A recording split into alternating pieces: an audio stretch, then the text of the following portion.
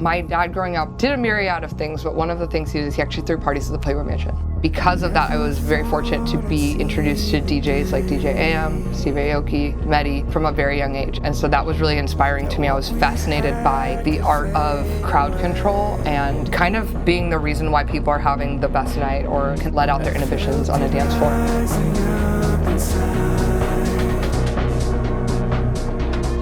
Once I got to high school, I wanted to focus on vocal performance. I thought that was what I was going to go to college for. And then when I got to college, I actually got diagnosed with vocal nodes. So I had to go on an almost 2-year vocal rest. We're talking whiteboard, couldn't talk, couldn't do anything. And from there, that's where I really fell into DJing because it was a way for me to express myself and have a voice without physically talking.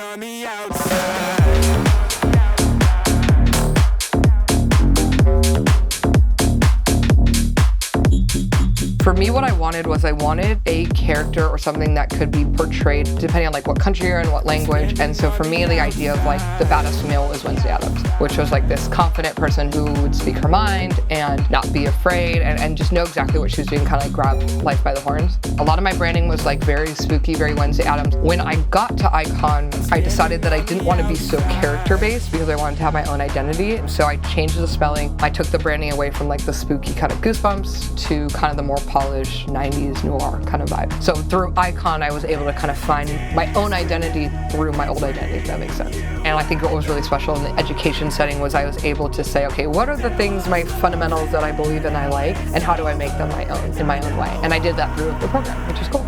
Standing on the outside.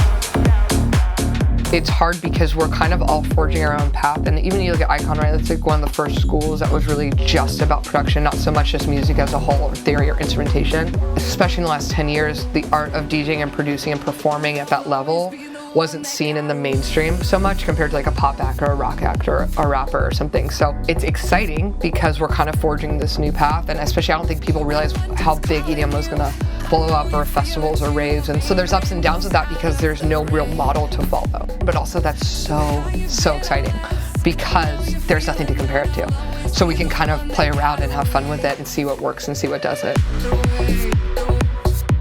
Being on the forefront of something is really exciting.